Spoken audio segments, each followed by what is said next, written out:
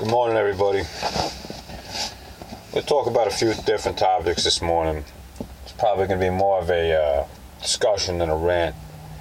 I come up with these ideas of things to talk about from things I think about during the day, and sometimes from other people's live chats and stuff, And I got to thinking last night a couple of things, and SOS's podcast last night, we were talking a little bit about neighbors and stuff like that. So I got to thinking some things I wanted to maybe put out there for people to think about. This is all just food for thought, guys. All right. First of all, I want to discuss about the different kinds of preppers or survivalists. What kind are you? And what's the best way to prep? There's a lot of disagreements and differences in opinions in the survival community about this. I think no matter what, the first thing you should be preparing for would be lack of food and lack of water. That should be your number one thing when you start prepping. Stock up on food and water, and make sure you got a roof over your head. The second would be you guys need to make sure you got a dependable vehicle. And by bug-out vehicle, I've talked about this in the past. Make your bug-out vehicle for what you tend to use it for. If you're going to bug out, you're mainly on the highway and you got to use a car. If that's what you got, that's what you got. If you got to live more in a wooded area and you're going off-road, no matter what, I feel everybody should have a four-wheel drive vehicle as a bug-out vehicle. If you can, you work with what you got to work with. But that being said, though, you don't need a monster truck if you live in a city area as a bug-out vehicle. Doesn't make sense. And I bring up bug-out vehicles because the other day, my main bug-out vehicle, the drive shaft went in it. Now, this brings me to my next point. One of the things that people overlook when preparing is trying to get, you guys should all get as many skills under your belt as you can. And I don't mean just tactical training, and I don't mean just hand-to-hand combat, but we'll get to that in a minute.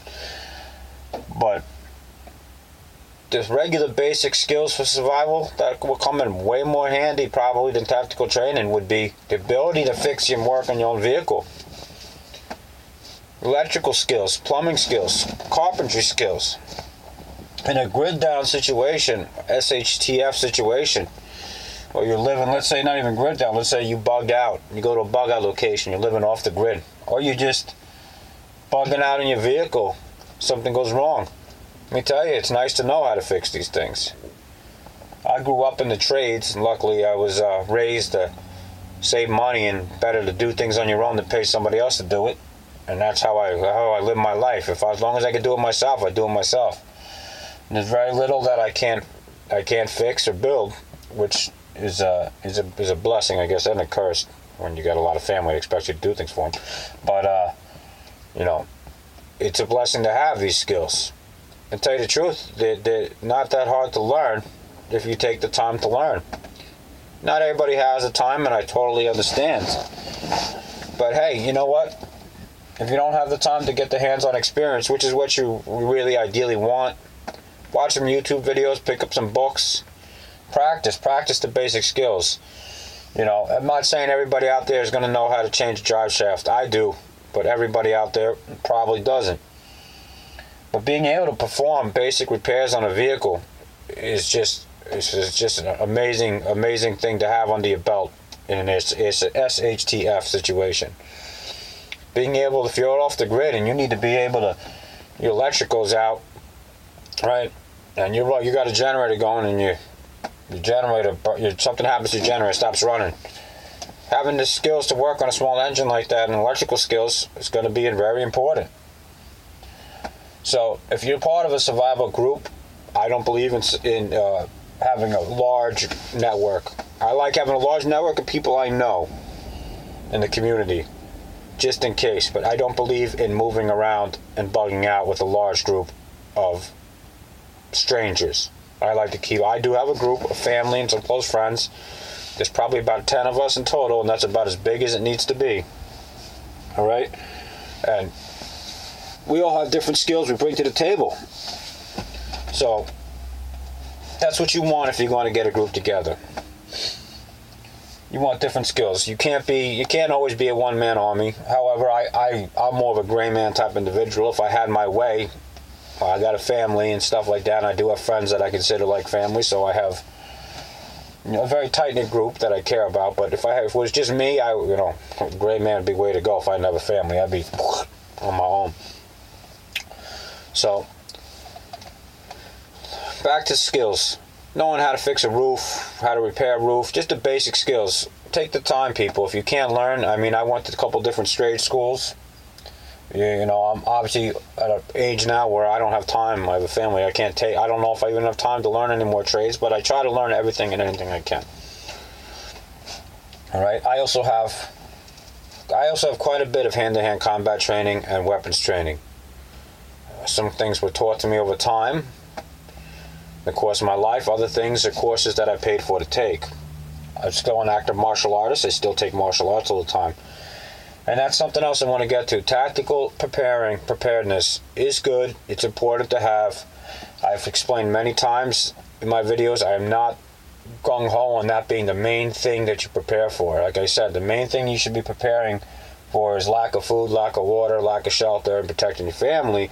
That doesn't mean that, tactical shouldn't be number one. Your number one thing you should start out preparing should be food and water storage. My opinion. I don't think that everybody, and ammunition, there's nothing wrong with that. You should store ammunition to be able to protect your family. But guys, listen, don't wake up every day and start running these tactical training routines around your camp or whatever, your bug out location, and neglect the basics. Don't neglect the basics is my point. That's all I'm saying. Don't neglect the basics. Now, I also think that hand-to-hand combat training, martial arts, is just as important as firearms and weapons training, if not more important, because there's always going to be a time when you're not going to have a firearm on you. I know everybody says, I'll always have a firearm on you. Okay, you probably will. There's nothing wrong with that. I'm sure you will, if you're one of those people. I believe in the same thing. You should always have a firearm on you. However, where I live in New York, that's not always that easy. But when I'll be in Virginia, things will change with that. But regardless, everybody knows I'm a Second Amendment supporter and should carry a firearm and know how to use it and be trained properly with it. But what if your firearm jams? What if you run out of ammo? Hell, you're not going to be running through the woods, and if you're on foot, escaping, evading with 10 ammo crates of shotgun shells or 223 strapped to your back. It's just not practical. So there's a time you might need to learn how to fight with your bare hands or with a knife. So I always suggest everybody get some martial arts training out there. I think it's really important. Really, really important, guys. I've said that many times. So, this is just a little bit of reminder on this stuff, guys, on that. You got to, get your priorities straight. Make sure that food, water, shelter, ammunition, then your tactical stuff. Like I said, nothing wrong with having the tactical gear, but don't go overboard with it. Don't try to be Rambo. And let's say something else. I know that there's a lot of people who have a disagreement on what's realistic and unrealistic as far as what to prepare for. Sometimes preparing for the unrealistic, such as zombies and the purge, the government's going to allow legalized crime for 24 hours or whatever. None of that shit is real or is going to happen. So preparing for that is probably not the best idea. However, on the other end of things, preparing for something like that, for the extreme, will help you be prepared for something that's mild. You can handle anything. If you're prepared for a zombie apocalypse, I guess you can be prepared for just about anything. So it's not always a bad thing. So a lot of people criticize people for doing that. So I'm not really criticizing. I'm just saying don't go overboard. But hell, if you're prepared for the purge, you probably can handle any type of freaking invasion coming in.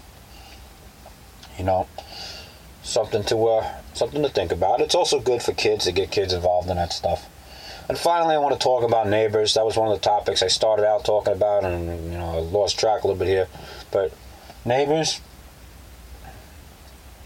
know your neighbors, know what kind of people they are, know what your neighbors are in the area, know what the neighborhoods and cities and towns are like around you that you have to pass through an SHTF situation.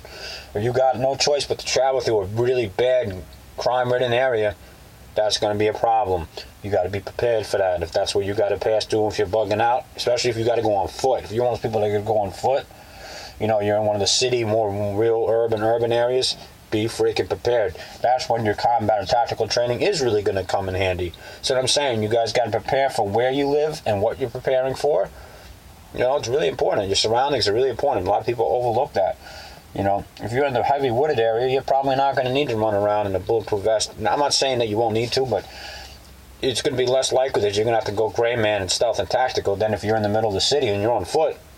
You're in Manhattan or one of those type of major cities. Good luck driving a giant 4-wheel drive truck and not being seen. People are going to know that you got shit in that truck that they might want. You might want to go a little more gray man stealth, blend in, but you also got to watch out for the baddies out there. You guys need to take the time, map out your routes, know where you're going, what you got to deal with as you're going through those areas. Know your neighbors in your own neighborhood. Are they good people? Are they bad people? Do they like you? Do they hate you? They snakes in the grass. Get to know them. Even if you don't like them, get to know them. I mean, I know all my neighbors. I live in a pretty decent neighborhood, and I don't get along with a lot of my neighbors. They don't agree with my lifestyle. I don't fight with them all the time, but we're not on much of a talking grounds because we just don't get along. But, however, I try to stay on good terms in case something bad happens. At least we're not going after each other. However, there's a handful of people in my neighborhood that I think would be a problem. And I keep that in the back of my head at all times. Situational awareness. Know what's going on around you at all times. Know what's going on in your neighborhood. And something, by the way, I'm very big on I discuss on this channel, I discuss some of my training, some of the things I know. I discuss a lot of things, but you guys never hear me expulge. I don't even know if that's a word, but you guys never hear me give away a lot of information about my personal training, about a lot of things that I've learned and seen in my life, and about what I do and don't have in my bug out locations, or in my own home. And I do that for a reason. I don't believe in letting the world know what I have, or what I know completely, because then I am in target. I become valuable. Just something to keep in mind. You don't want to make yourself too valuable to bad people. And what I mean by that is you don't want everybody to know, hey, listen, I got 2 years worth of food and ammunition in the basement. Because they're going to want to come and they're going to want to take that shit from you. You also want everybody to know that, oh, well, I got I'm not saying, this is a tough one because it's hard to run a channel like this and talk about these things and not want to divulge everything, but, you don't even want to let everybody know what you got firearm-wise, weapon-wise. You don't need to let everybody know how in-depth your training goes. It doesn't matter if people know you have firearm training or martial arts training. That's fine.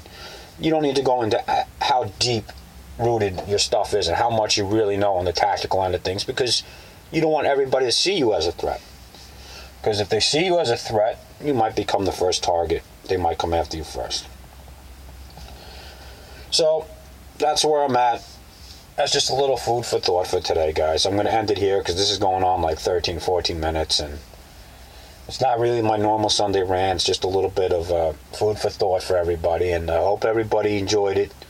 Leave some comments below. I am gonna finish up some of the other projects that are going on. You guys all know I have a really busy life, so hopefully this video helps spawn some food for thoughts, or maybe some new preppers or new survivalists out there. Just some things to think about. You might not agree with everything I said, which is cool. Not everybody's going to agree. That's what makes us all individuals, is we don't always agree, but I go with what I know as far as knowledge in my own mind when I make these videos. So, with that, happy Sunday, everybody. Hope everybody has a good weekend, a good rest of their week. I love you guys. Stay safe, stay strong. It's a jungle out there. Be careful. Protect your family. Protect your kids. And I'll see you all in the next one. Have a great day.